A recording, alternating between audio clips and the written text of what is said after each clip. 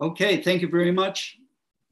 Most welcome, Professor Larry. Yeah, I think just before Martin comes in, just one point from my side, Dr. Hanadi, I think just seconding what Professor Larry said, a great conference done. I think this is one of the largest assembly of AI and innovation practitioners across the globe. Thank you so much for your participation. Without your participation, we cannot success, because the conference is the participations of the speaker. Thank you so much for your participation and joining us.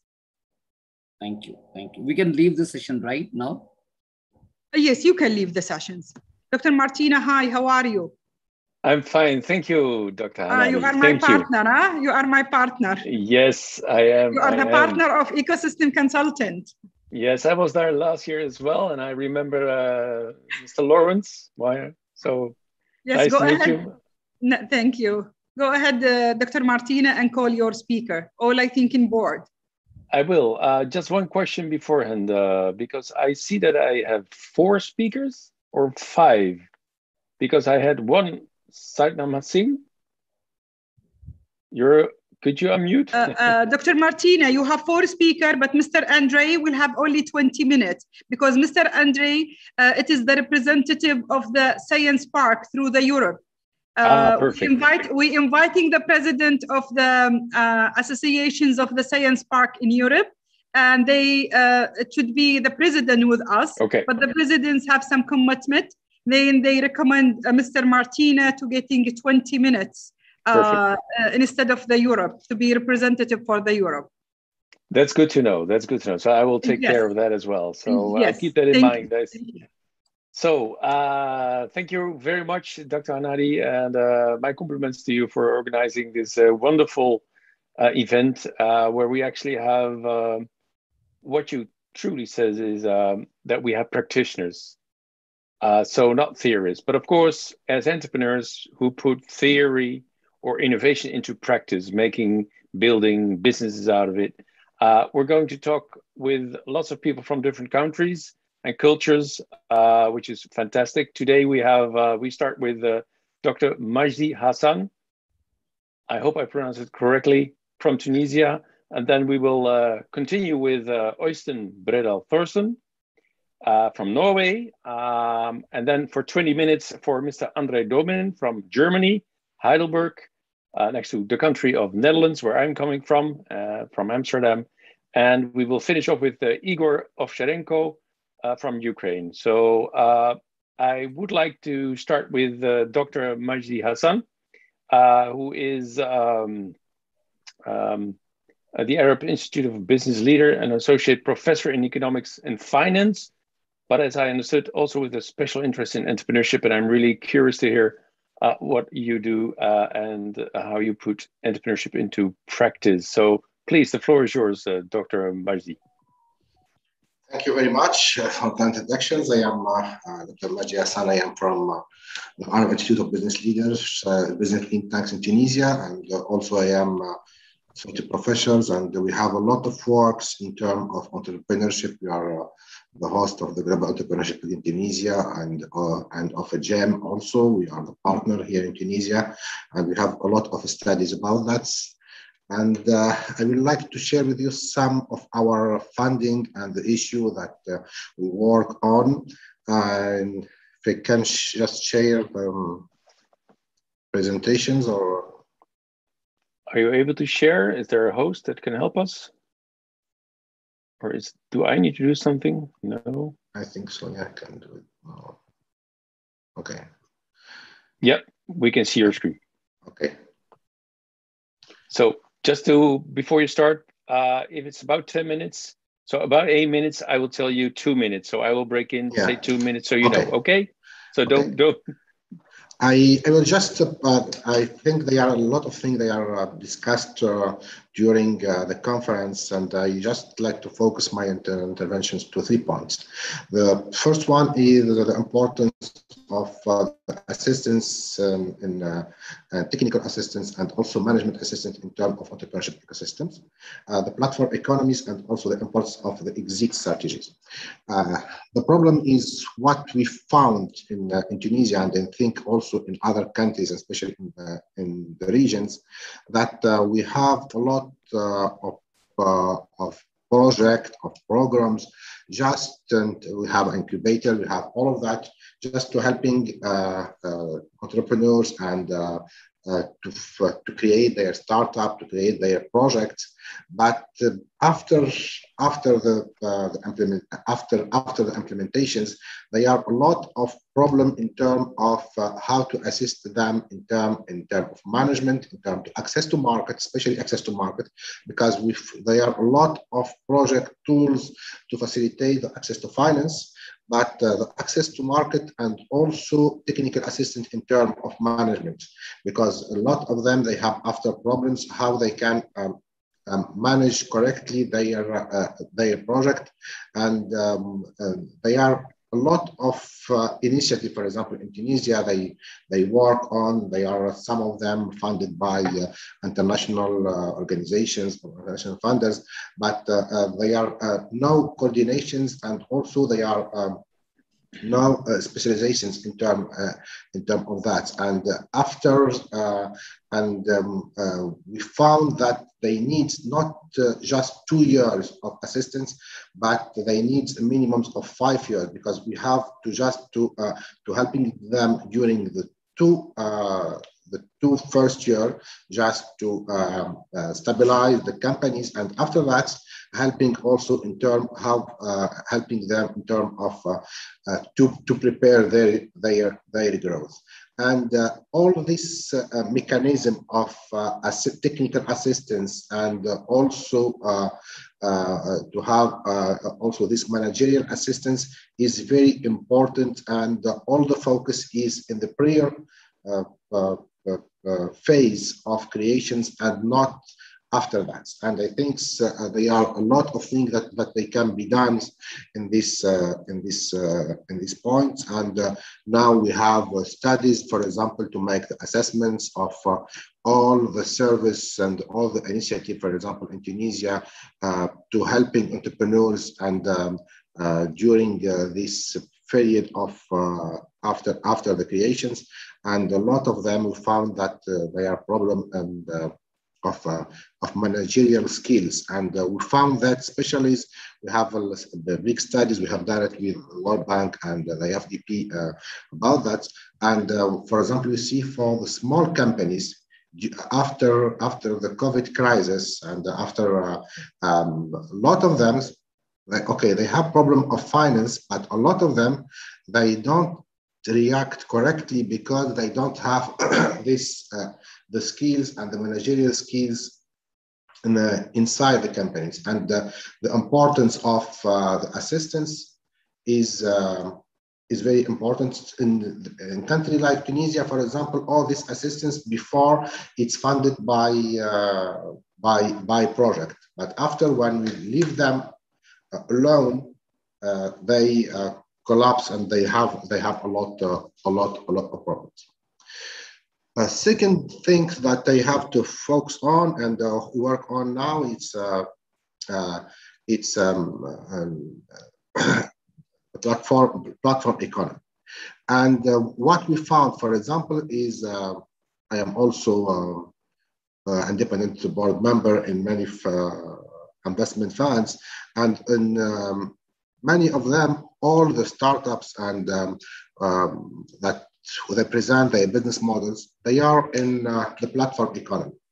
Okay, they have good applications to match, for example, the suppliers, to match the handcrafter, to match, to create a marketplace, and all of them, they are in, the majority of them, they are in that. Okay, they are great success stories in the region. We have Souk, we have all the other, they are after by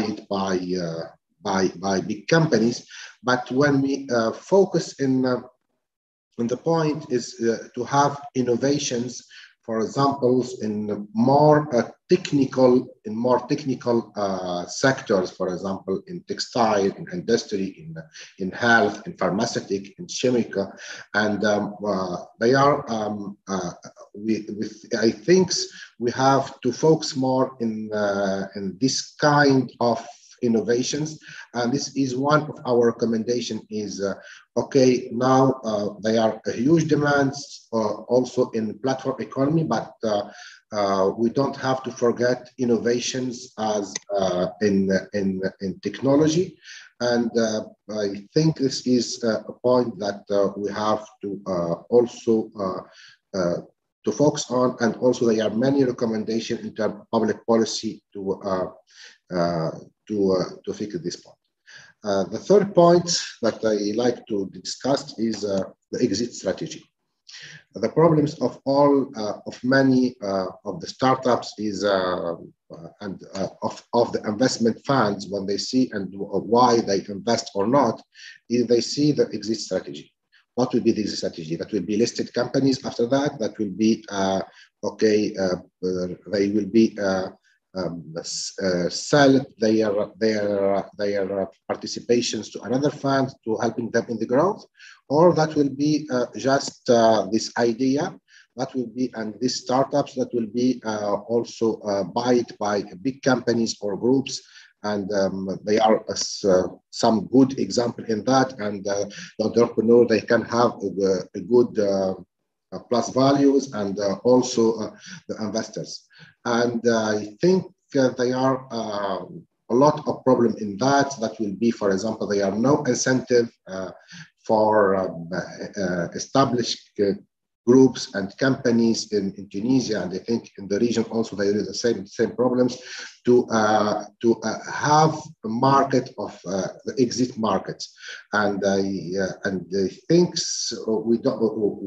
we cannot working in the ecosystems without say this economic aspect of the entrepreneurship ecosystem in terms of exit, in terms of having also going in other specializations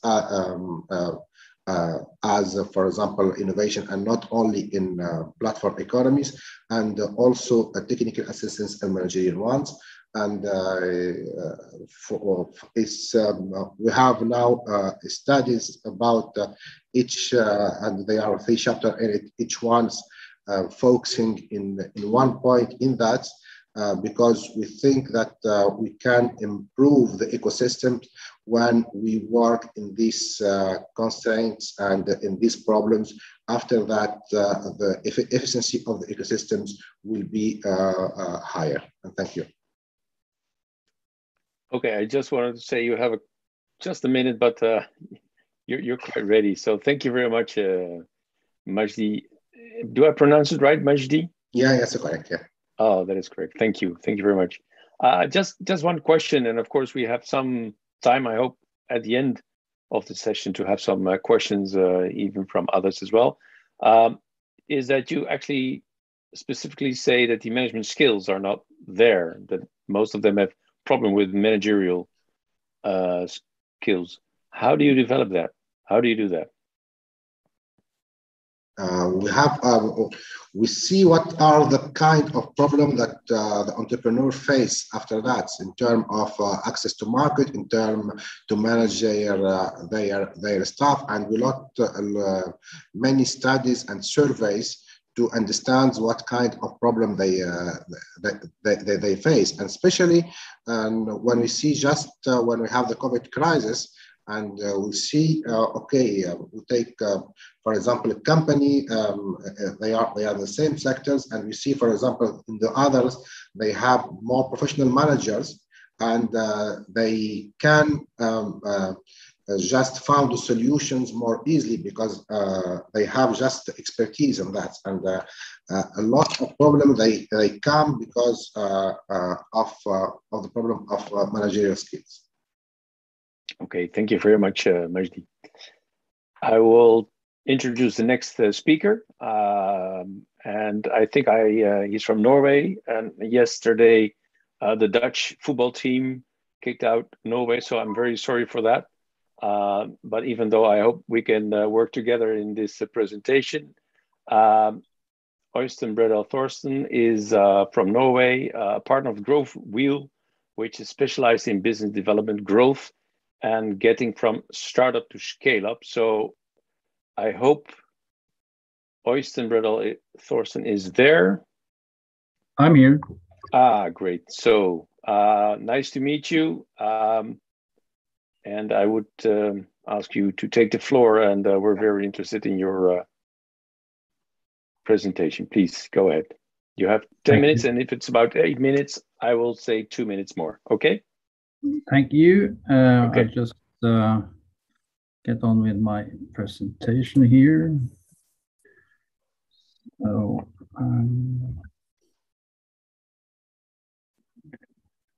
one sec.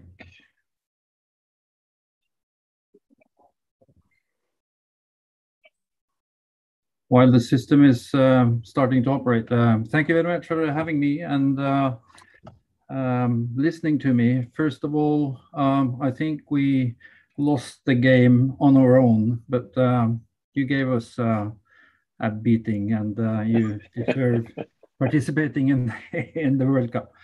You're so kind.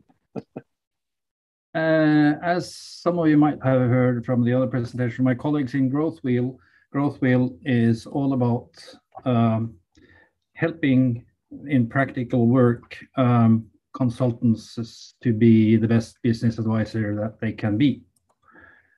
And that means that our tool and our philosophy is to make business consultants smart, to enhance their smartness by giving clients ideas and new perspectives on various items, various challenges that a startup or a growth company is facing. And doing that, they need to be trusted. They need to have something, bring something to the market, bring credibility and knowledge to their clients, which then again turns to value in the outcome of the cooperation they do. So a business advisor is getting onto the point, and that's in Norway, and I guess all over the world.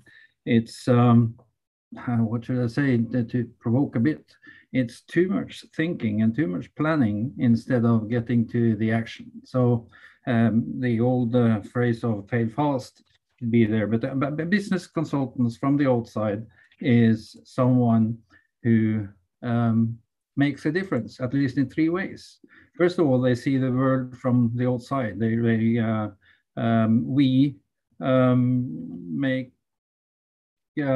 gets a view, or not a view, getting rid of the bias, looking outside the tunnel, not instead. So it's not a train coming against you. We're seeing the opportunities and the challenges outside the tunnel, giving new perspective. The other part of a business consultant from the outside is to give the mental support, especially when it gets to the hard decisions that's going to take. So it's not an internal part. It's someone from the outside making you, giving you the comfort and trust in decisions that they have to take, and especially the hard ones. And the third one is that there is someone from the outside making the internal resources accountable. You have a deal with someone from the outside. It's not a colleague that you can, or a team that you can, prolong any actions, any plans that you have taken. So we think that all companies should have a business advisor, and that has been brought out to 65 countries throughout the world. And Norway is the outskirt. Up north, we have winter coming. The first snow has arrived. And we are one of the 65 countries where we are speaking and giving the same kind of philosophy of what we're doing. Growth Wheel is a toolbox, and I'm not digging into all the toolbox, but it's a toolbox. It's a visual toolbox which consists of a lot of checklists for various focus areas. It's either on paper or in the cloud. So it can be, it's the old notebook, but it's also in the cloud, and it's made for startups to mature and transition companies. So because the ideas is that whatever, if you're a pre-start or if you're a mature company, you have to make decisions and take actions. If you don't have, if you have meetings with no decisions, you only have talks. And if you only have talks and don't take actions, you're not getting anywhere. That's the core philosophy of what we're doing. And all businesses in all this maturity needs to relate to 4 core items. That's, they have to have attractive, we have to develop an attractive business concept, establish a strong organization, build lasting customer relations, and not least maintain profitable operations. And these are the areas that we address, breaking them down to 20 focus areas like you see here. And I'll give you the link to our homepage afterwards, so we can see what kind of what's behind all these terms, these 20 terms. But they're all, as you see, in color, so it's very easy to navigate in at the wheel. And that leads us to my starting point, that it's a checklist. And a checklist means that you don't have to do everything. If you think of a pilot, especially up north here, where we, during winter time, you have to de-ice, to take ice and snow off the planes. That's on the checklist, and they're checking it even if they're flying out in the Middle East or the Far East or in Africa where there is no snow. So the point of de-icing is on the checklist, and that's the same with the toolbox of growth wheel. The checklist is there. You don't have to do it if it's not the focus that you're on to know. And we call it focus areas because that is what we want to do, to peel. Everyone can eat an elephant if we take a choke at the time. So focusing on identifying what's important now, and then leaving, mapping up what's going to be important, but now focusing now is really the core content here. 2 more minutes, Øystein.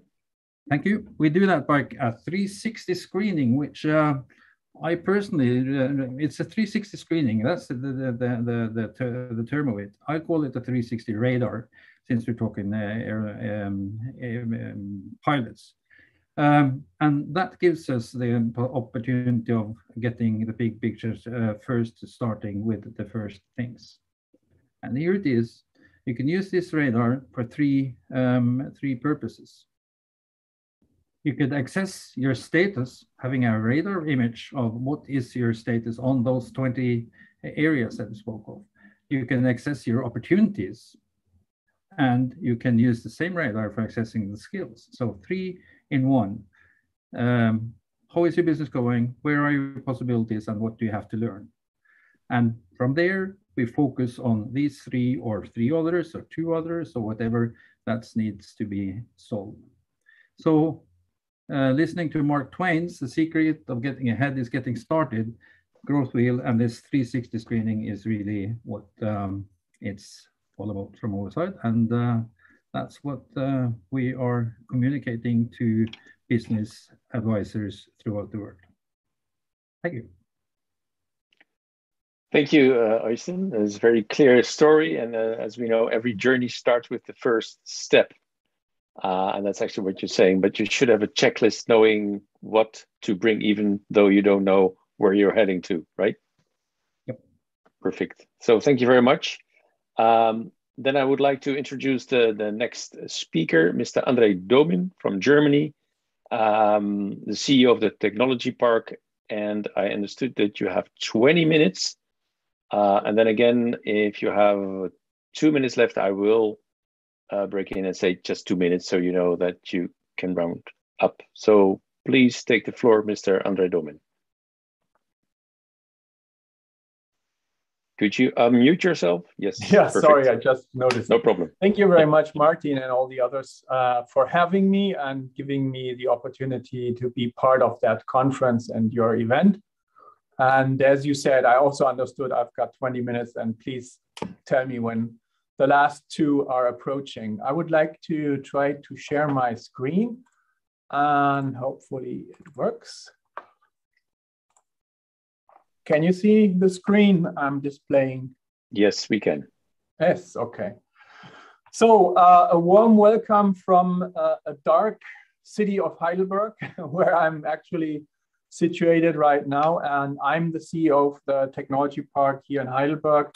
And I would like to talk about what we understand under the topics of innovation management and technology transfer. I won't guide you through that slide. You can download my slide decks afterwards. Just briefly, I'm a biologist by training.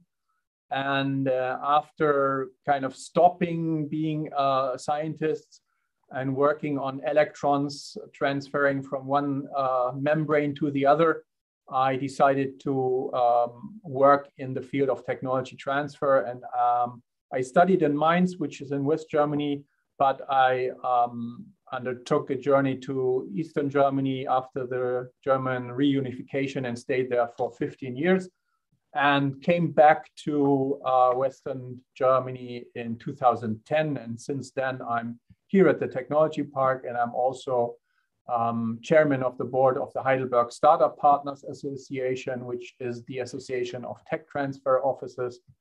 And I'm on the board of the biotech cluster of our region. And what are we doing? What am I dedicated to do? Since a couple of years, I'm trying to bridge gaps.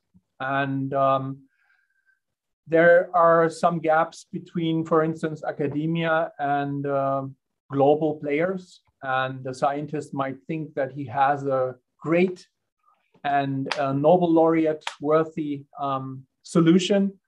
And the other side, the ones able to invest and acquire that solution might ask, okay, can I sell it tomorrow? Please show me that it works. And this is one example for gaps between two different parties or branches or whatever. And in our case, it always means that we will be dealing with at least the academia and also the industry, as I just mentioned.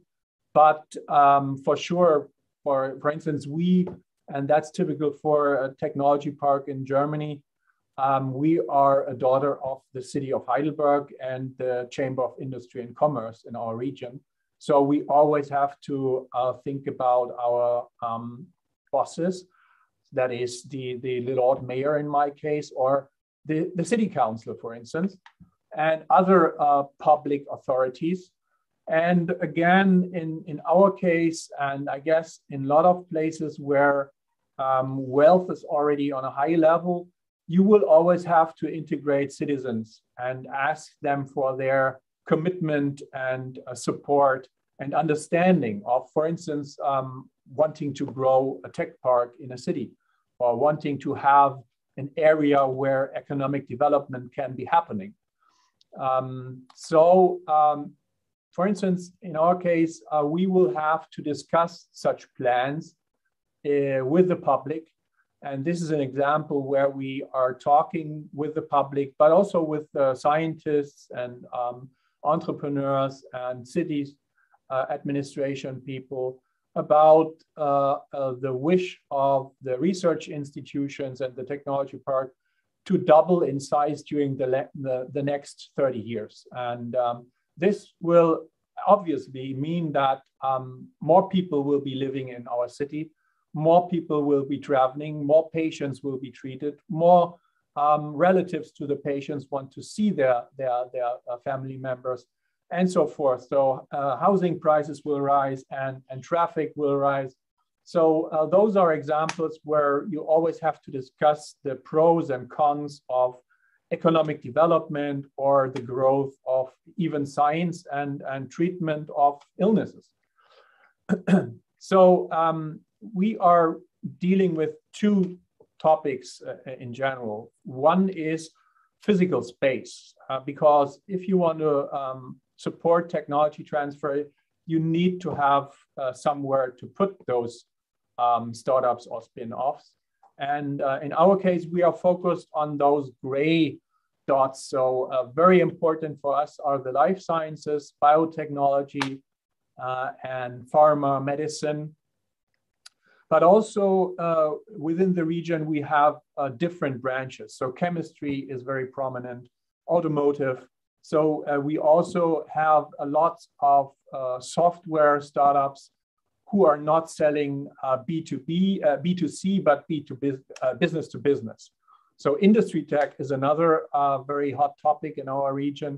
And for sure, these days, data management, data acquisition, and usage of data, for instance, using artificial intelligence is becoming more and more important. And there are examples, those red dots, for instance, virtual reality, augmented reality usage in the medical treatment and diagnosis, or the opening of a games hub. I will talk about that later briefly. And yeah, horizontal disciplines like quantum physics and neuromorph computing, which are kind of hyped these days.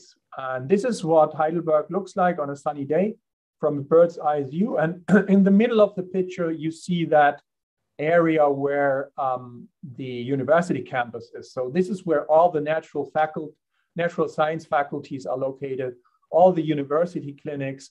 And in the left side of the picture, there's one of our sites, the main site of the technology park. So this is where we offer lab and office space for spin-offs of those research institutions, which are also the German Cancer Research Center, or the headquarters of the European Molecular Biology Lab. And we have other sites as well. So on the right hand, you see the main station, and even far to the right, you see other sites where, for instance, a new district of the city was developed on an old rail yard area, the so-called Bahnstadt, which is a passive house, CO2 zero emission housing area where we have a site, and other parts of the city. And we have different concepts of running those sites. So we might be owning the land, owning the building, and running the building. We might be only owning the land and inviting an investor to invest and build the real estate, but we will be in the driver's seat deciding who will become a tenant or not. Or we would just have a close relationship to other investors who are also offering specialized real estate, and we can kind of forward tenants from our side to them. So it's a quite colorful concept of realization of running tech park sites. And we started the whole topic in the 1980s. The role model was the Research Triangle Park in North Carolina. And during the years, we grew the tech park.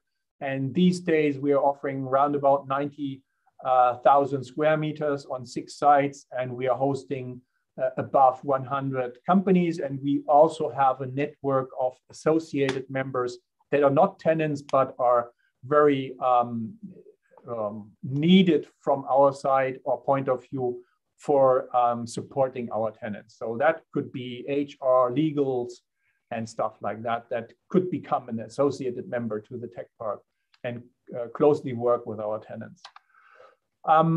This is an example of one of the conversion areas, because in 2013, the US forces left Germany, at least temporarily, and they left over 5 sites in Heidelberg. And this is one of the sites. And in the middle of the picture, you can see those red roofed older barracks that were already used during the German emperor times. And in the front part of the picture, you can see where we started to build on the right-hand side sports arena. Then we are just constructing the parking house. And on the left side, you can see a small silverish building. That is our newest site, the so-called Business Development Center. And we will open a biolabs that is a fully equipped and fully supported incubator for lab teams. So for medicine, biotech, pharma startups that might decide on Friday in their research institution to start a company on Monday. And generally, you would need to sign a contract with us and then start setting up your lab, and then trying to get the permission to run a biotech security lab and stuff like that, which will take you some months. And in this biolabs incubator, you can start on the next day and everything will be ready to go. So the lab is fully equipped. You have all the consumables at a reasonable price, and you will be supported by a team of specialized people who are very experienced when it comes to working with spin-offs. And this concept was founded by a German physician in Boston, Massachusetts, 8 years ago. And he rolled out that concept in North America and now starts to roll it out in Europe. And first site will be Heidelberg and second site will be Paris. So a very interesting and very worthy concept of how to support technology transfer and how to lower the hurdles for spin-off companies in that highly regulated medical market. But the most important thing is, as I said, real estate is nice to have and you have to have it, but that's not what I'm mostly interested in. I'm interested, together with my team, to initiate and support cooperations along the value creation chain. So in our case, we would deal with excellent educational institutions like the university, which was founded in 1386 already, or other research institutions like I already mentioned, the German Cancer Research Center, the European Molecular Biology Lab, Max Planck Institutes. And we will offer, on the right-hand above side, we will offer infrastructure and dedicated supportive systems for scientists who are thinking about founding their own company. So we are only dealing with IP-based or knowledge-based founders. We do have other institutions in Heidelberg and the region that would support any kind of spin-off or startup, but we are focused on those high-tech startups. And as you can see, I mentioned it already, we have large players in the arena like BASF Chemistry, NEC, Japanese research institution, has its R&D European headquarters in Heidelberg, AbbVie, Merck, Roche, so pharma, and also leading edge clusters, for instance, on biotech or on printed electronics or on health in general. So that is a very healthy and wealthy ecosystem, and you will find any part of the value creation chain that you might need, and you will find interdisciplinary challenges and solutions because there are so many branches located here. So this is again an example in the focus. We are dealing with health, and these days health also means leisure. So it's not always diagnosis and treatment of illnesses, but it's kind of, a moving frontier. So where do you start to monitor your health situation? Do you start it with your smartwatch, doing some jogging in the morning, or does it start when you enter the university clinic? So that is an example where we think that health and leisure are very well connected, and biotech and pharma are in the focus. And if you're dealing with biotech and pharma, you will need diagnostics and sensors. So again, you will need dedicated companies who are producing those sensors, or you might need the chemical industry to work on coatings of, I don't know, proteases or stuff like that. And you will need ICT, because you will need to work with those large volumes of data produced in, for instance, a clinical center. And now I would like to give some examples of those programs we are offering.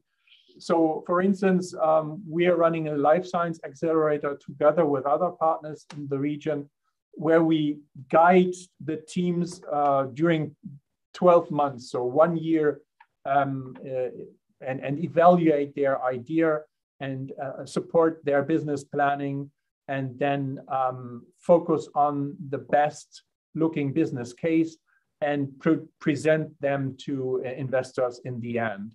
And every 4 months, teams can apply and will be integrated in that long-term running project. So this is a very high regulated market we're addressing here, and that's why the program takes so long for one team. Another example would be industry tech startups with that so-called B2B focus.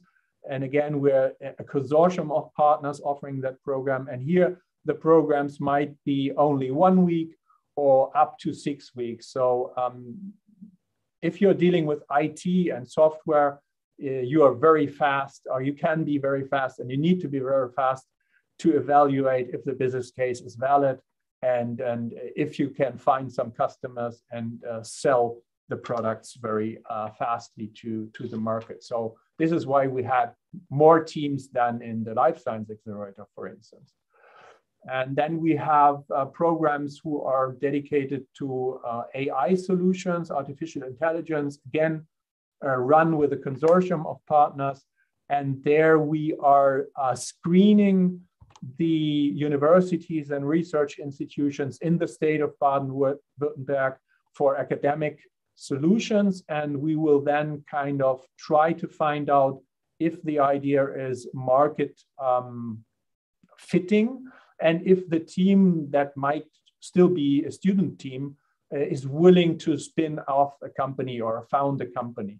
So this is very early in the value creation chain. And there's another program on AI where we not focus on starting new businesses, but bringing those academic ideas into the existing small and medium-sized companies of our region. So this is focusing on helping existing and mostly producing companies to keep up with the speed in digitalization and data management. So this is dedicated to those hidden champions that you find a lot in Baden-Württemberg, which are mostly owner-run, and the CEO might be 60-something or 70-something and might have difficulties in keeping up with the AI solutions, for instance. And this is a cooperation with the UC Berkeley, who are offering public programs to try to work on the data you might have as a medium-sized company. I already mentioned the Games Hub. This is another example where we bring together different players. So this will be bringing together the gaming industry with the medical branch, so with the physicians. And this is very interesting because usually a gamer would not talk to a physician, but a physician always has to keep an eye on compliance of a patient, for instance. And gamers are used to offering user interfaces or programs that are highly attractive from a customer point of view, or maybe from a patient point of view. And this is what exactly clinicians need, or doctors need in their praxis. So one example could be a team of gamers and physicians where they are creating virtual realities, and a young patient who might be due to getting a treatment in the National Center for Tumor Diseases and might need to enter that therapy room with that MRT and the noises, and the space as such will be frightened. So they have this virtual space where the patient will be introduced to that scene and that setting before really entering that treatment area. So he or she can get used to that, what is going to be happening. So lower the afraidness or the fear of that patient is one of the teams, one of the examples of teams who are working in that Games Hub. 2 more minutes. 2 minutes, yeah, that's perfect. Thank you. So on the other hand, we are running pre-seed and protection funds for startups who might need some 100 euros or 200 or 400,000 euros to get to the next milestone and kind of bridge a gap again, a financial gap. This is very important again, and this we are doing in cooperation with the Ministry for Economics in our state in Baden-Württemberg, and we are able to kind of give some money in order to attract more potent investors, and the teams will have to pay back that loan to us and the Free State. So, and now just to give you an impression where foreign investment in Southern Germany will flow to, and you can see Munich is very attractive and very potent. And in our state, it's Tübingen, but also Heidelberg, and then the neighboring Mainz, which would be the site where BioNTech is located. And this is one of the reasons for that foreign investment, for instance. Another map would show where startups are located in our state. So IT and automotive are mostly found in Stuttgart and Karlsruhe. And in our case, Mannheim, Heidelberg, it would be medicine, for instance. So we always track what's going on and where we need to have more supportive systems, if so.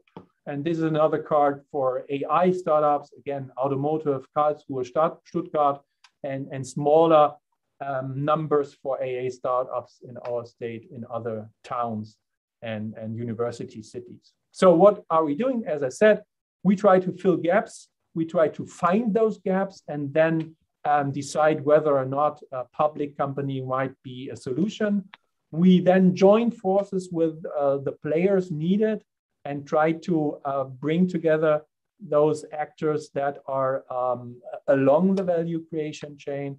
And as I said, we always need to build bridges between scientists, small and medium-sized companies, global players, investors, mentors, and market experts. So this is what our daily business looks like. We are very happy to deal with young, highly motivated, and very, on the other side, experienced young people from the academia. And it's really a fun to work with those boys and girls, or men and women. So thank you very much. And I'm happy to stay in that session and answer questions whenever they arise. Thank you very much, Andre Domen, for actually a nice presentation, especially on creating and actively creating the bridge between academia and profit-oriented ideas and industries. So thank you very much. I would like to give the floor to Igor Ovcharenko, if he's available. Dr. Hanadi, do you know anything about Igor Ovcharenko? Yes, Igor. I think it's Igor. Me, it's there.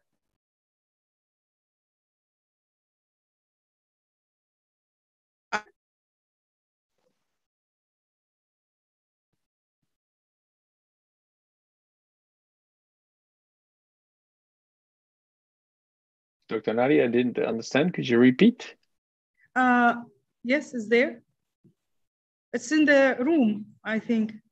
Mr. Igor. Igor, yes. There he is. Hello, Finally. Igor. Yes. Welcome from Ukraine. Thank you. Originally from Ukraine, right now from Mauritius. Ah, perfect. That's very nice. So I understand. Definitely. No, I understand. You're the head of programs of Global Innovation Catalyst. Correct. And, correct. Considering the time, I would like to give you to take the floor, and I will warn you if you have 2 minutes left. Lovely. Thank you so much. Thank you so much, Martin. Let's start. Actually, what Andrea was just saying is sounds like music to my ears. This is super lovely what they're doing in the Heidelberg Technology Park. Amazing. Good job, Andrea. Would love to catch up with you after this session. But let me just go deeper into the experiential learning and the innovation economy, as we call it. So we, as Martin mentioned, I'm Igor Ocherenko. I'm head of programs at Global Innovation Catalyst, where we teach tech entrepreneurship based on the experiential learning approaches. So we have partnered with Stanford Online, or Stanford Center for Professional Development, the older name, and democratize access to this content and add a lot of interesting pillars to the, to help people build the businesses. Why we're doing this? So first of all, let's talk about the innovation economy. I think until the 18th century, we all know that we've been working, and the whole humanity was doing agricultural economy. So we were all around the cities doing some agriculture, not much of the added value and stuff. But then in the 18th century, we started to industrialize stuff. We started to build all these machines, trains, and from that time we started a lot of the industrialization started of the economy. And then in the 20th century, the knowledge economy jumped in. And I would say just until, let's say, 20 years ago, we actually stepped into the innovation economy. What is an innovation economy? Essentially, once we got access to the broadband internet, and once we got access to all these materials and knowledge from all around the world, and democratized access to this, we are now in this very new, exciting era of bringing disruption and innovation to all the industries. I mean, we have seen that fintech industry has been disrupted, and we truly believe that educational space is going to be one of the next ones. So if you look at what is the difference in the knowledge economy and the innovation economy? So the knowledge economy was centered around the idea you own. So for instance, if you have some sort of innovation, a patent, you make sure no one else is able to replicate it, and you get this first access to the market advantage, and you fully focus on this, and you kind of succeed, right?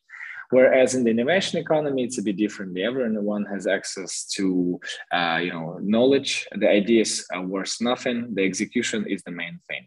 And it's only multiplied when you share the ideas and when you kind of collaborate with others. And I think one of the other key differentiators is that in innovation economy, the youth has got real power. They got same level of access. You can be very young, but still building some disruptive technologies and doing something good. So before that, in the knowledge economy, you had to transfer the knowledge from the grandfather to the father, or someone with more experience to the youngsters, and to teach them. Whereas right now, you can see all this, younger people ruling the world. Okay. If you look at the value creation chain, right, we can see this steps of the pyramid, right? Like going from manual to mechanical, that was evolution, right? So going from manual to mechanical, electromechanical, microelectronics, software, and content algorithmic. So a lot of industries are already in the last two steps, but let's give it an example. So for instance, in finance, when we started first, it was just books, right? We were keeping books. That was manual, a lot of manual work. Then we got these guys, made it a bit easier, right? A lot more fun. Electromechanical, of course, added another good leap, and it's increased the speed and everything. I think that was also a life changer at some point of time, the microelectronic, when you got the calculators. But I think the revolutionary one was when you got Excel and access to the computers and stuff that were machines were able to calculate this for us. What is the next step? Is, as you have seen, all this fintechs and all these companies based on blockchain that are using the algorithmic content to disrupt the whole economy. Essentially, it's new ways. You can use way less capital to build something disruptive. You can actually be a good competition to the giants of the industry, simply because you have an innovative way to do things. So once again, there's this value creation chain is being used in many different sectors, and I would like to go to education, which is one of the reasons why I'm talking here today. So again, we started with manual, literally writing everything on paper and sharing the papers with each other. Then the Gutenberg printing press arrived, and then the knowledge was spread a bit faster, right? From all this like mullahs and all this like libraries, and the ancient stuff became more, more copies arrived. Obviously, later on we got the printing press, which was super exciting. But obviously the revolution started when we got, 1,000 books, and not in one big library, but in one laptop, which you can bring with you, or any kind of device right now, right? And then now we have an example of software as well, which is an online courses, right? You have access to all this amazing content from anywhere in the world, and this is super exciting. But what we believe is the next step will be is when the teachers are playing mentor's role. So for instance, instead of them teaching the students or anyone how to replicate something, you just kind of like drive them and push them to look at the things differently. And you're not the one, the role of the teacher changes into being more algorithmic, content driven, and essentially teach the skills that will help these students to succeed. I mean, we'll know that the exams that we have right now in schools are not necessarily super effective, right? It's the skills that the kids can use, the students can use in the future. So if you look at the current status, this world that we're living in, the value creation chain and the pyramid changes a bit, right? It flips actually.